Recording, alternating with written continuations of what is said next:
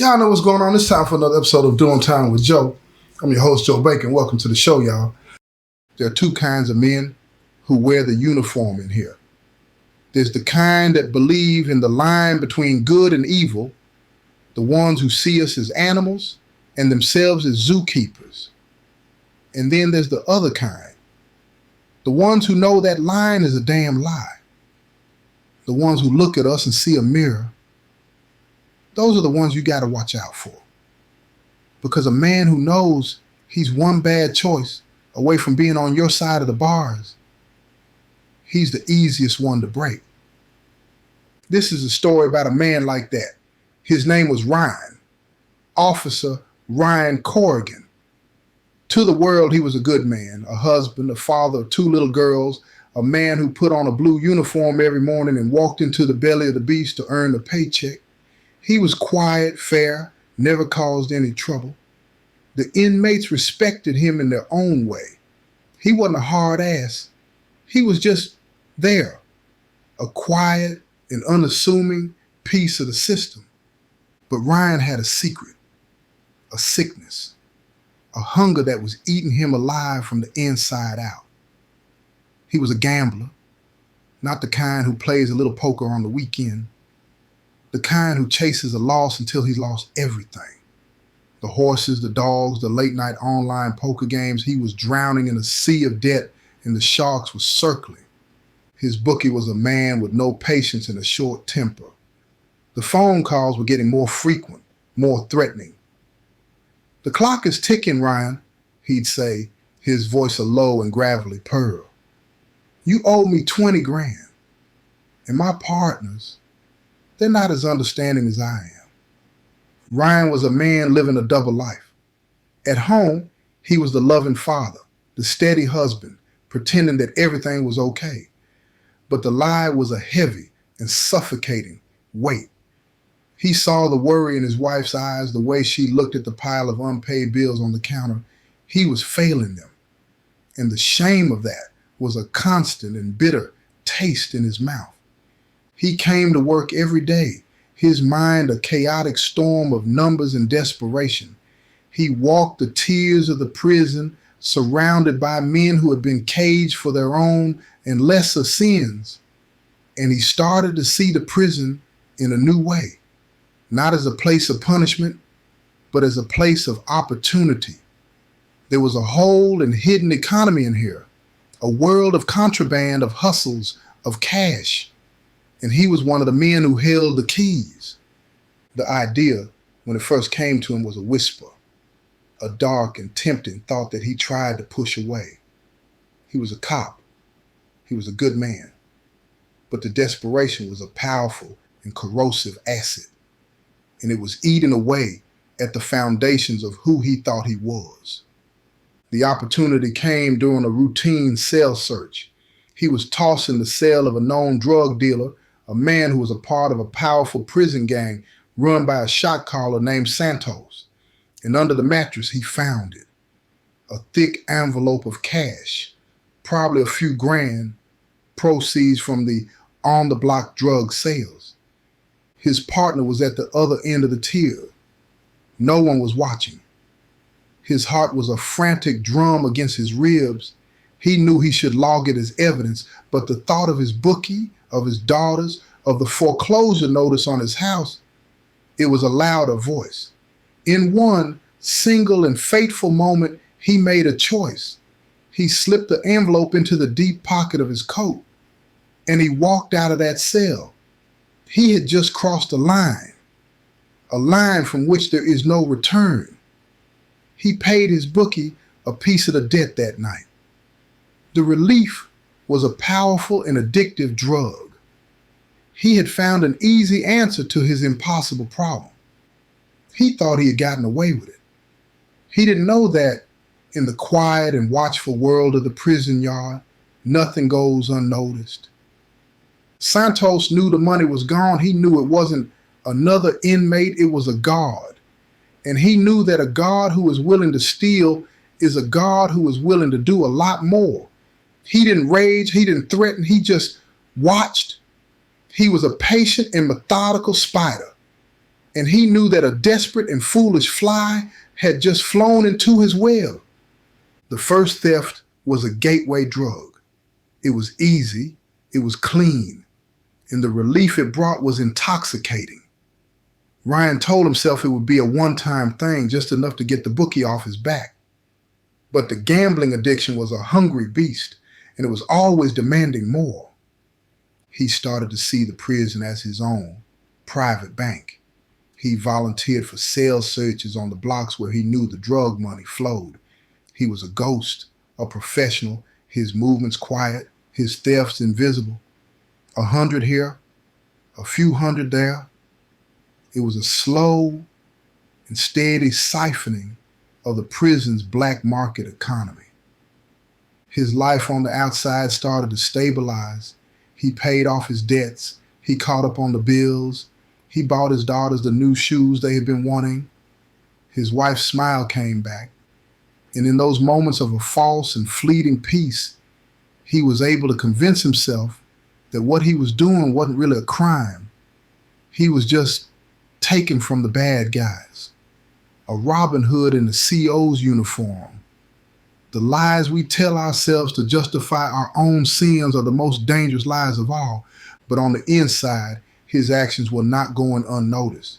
Santos, the quiet shot caller, was watching. He was a master of the prison's intricate social and economic web, and he saw the pattern. He saw that money was disappearing, but only from his own crew's cells. And he saw that the disappearances always happened when Officer Corrigan was on duty. He didn't make a move. He was too smart for that. He just gathered evidence. He had his men watch Ryan, note his patterns, his routines. He was building a case, a file of his own. He knew that a dirty cop was a valuable asset, but an exposed dirty cop was a powerful weapon, and he was a man who knew how to wield his weapons. The trap was set on a quiet Tuesday morning. Santos had one of his low-level dealers deliberately flash a large roll of cash in the day room, making sure that Ryan saw it. Then he had the dealer go back to his cell and hide the money in a very specific and easily discoverable place. And then he had another one of his men start a fight at the other end of the block, a diversion that would draw the other guards away. Ryan saw the opportunity. It was too perfect. He walked into the dealer's cell, the perfect excuse of a routine safety check. He found the money right where he knew it would be. He slipped it into his pocket. And as he turned to leave, he saw him, Santos, standing at the bars of the cell, his face a mask of a calm and quiet and terrifying victory. He wasn't alone. He had two of his biggest enforcers with him, and in his hand he was holding a small and smuggled smartphone, its camera lens pointed right at Ryan's. He had it all on video. The theft, the dirty cop, the end of Ryan's world. "I believe you have something that belongs to me, Officer Corrigan," Santos said, his voice a low and smooth purr. Ryan's blood ran cold. He was caught, red-handed. The game was over, or rather, a new and far more dangerous game was just beginning. He had thought he was a player, but he had just found out in the most brutal way imaginable that he was just another pawn, and the king was about to make his next move. The meeting was in a quiet and forgotten storage room in the prison's basement. Just Ryan and Santos. Santos didn't threaten. He didn't raise his voice. He was a businessman, and this was a negotiation. He showed Ryan the video on his phone, a clear and damning piece of evidence. "You have a choice, Officer Corrigan," Santos said, his voice a calm and reasonable purr. "This video can go to the warden, and your life as you know it is over. You'll lose your job, your pension, your family, and you'll come back in here not as a guard, but as an inmate, a dirty cop in a world that has a special kind of hatred for dirty cops. Your life won't be worth a damn." He let the threat hang in the air, a heavy and suffocating weight. Then he offered the alternative. "Or this video can disappear, and you can become a valuable and well-compensated member of my organization. The offer was simple: blackmail. He wanted Ryan to be his mule, his man on the inside. He wanted him to bring in drugs, phones, whatever his enterprise needed. He was no longer just going to steal from the prison's economy, he was going to own it. And Ryan was going to be the key to his kingdom.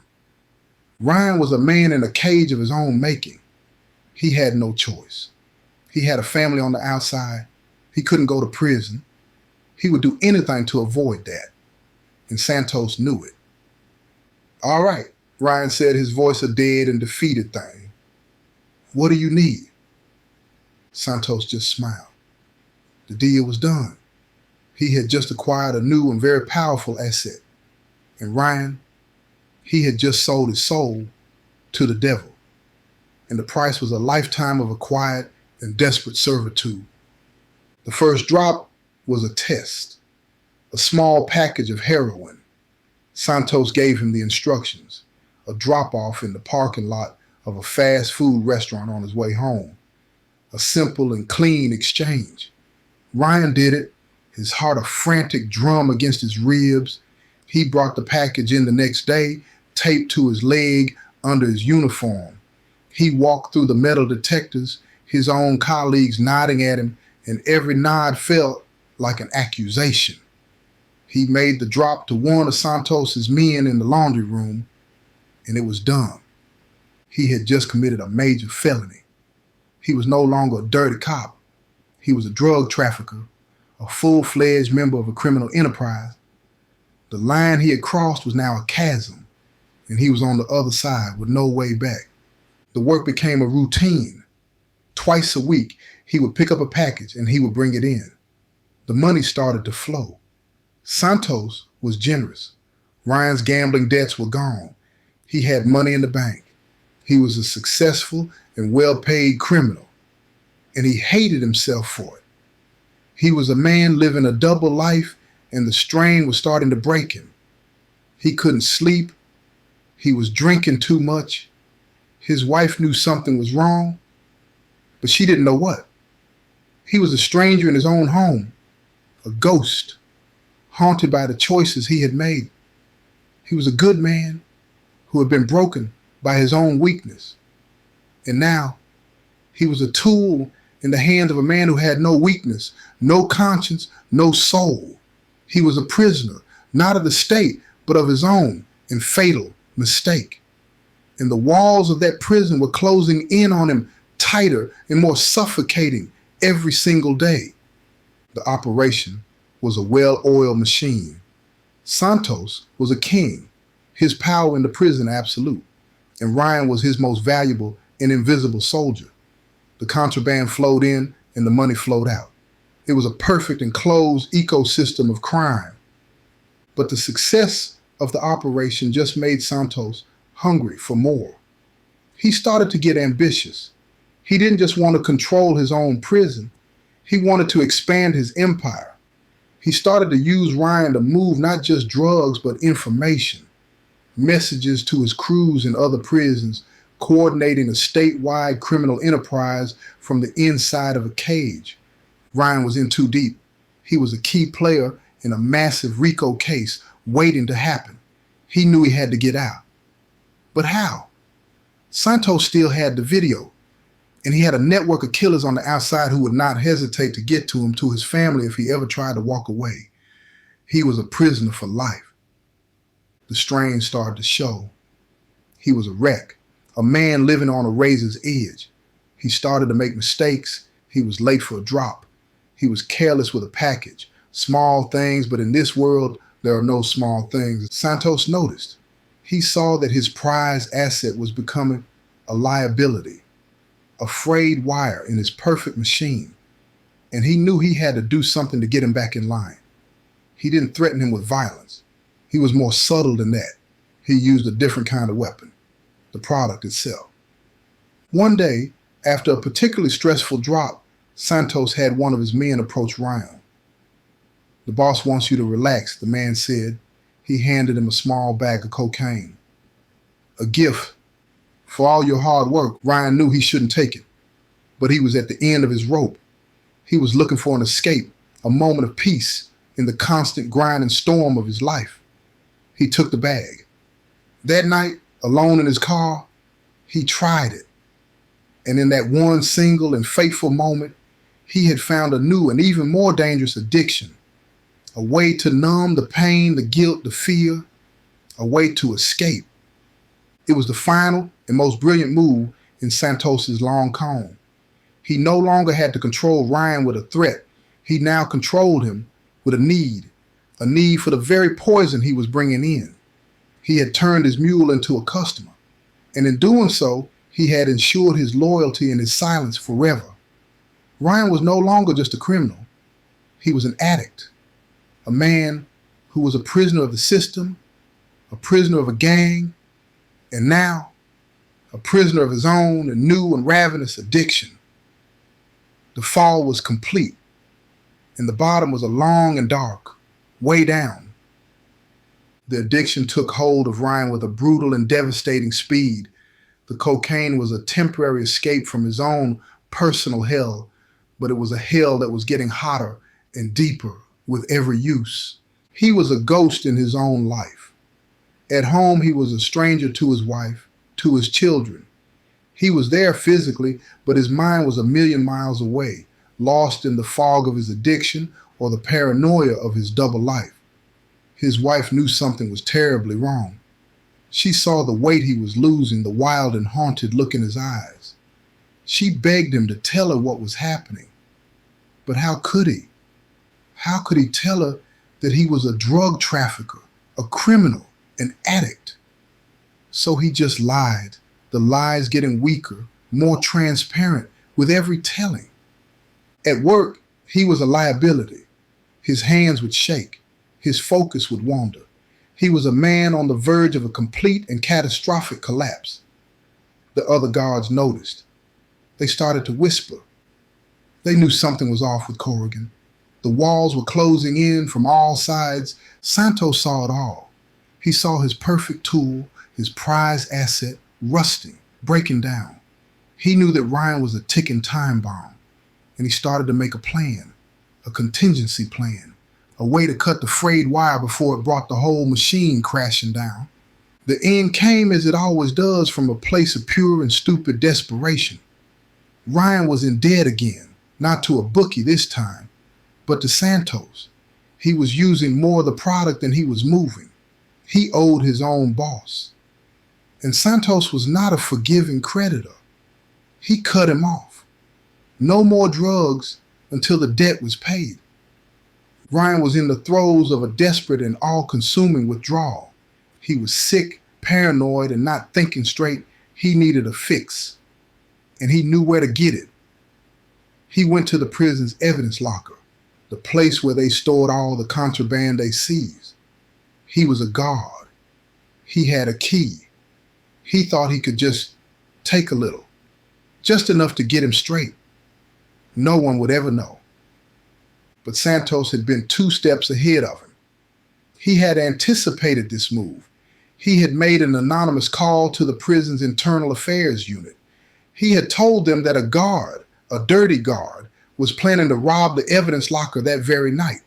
It was the final and most brutal betrayal. He had used Ryan, broken him, and now he was going to discard him. He was cutting his losses. And Ryan was the loss. When Ryan opened that locker, the alarms went off. The lights came on, and he was surrounded.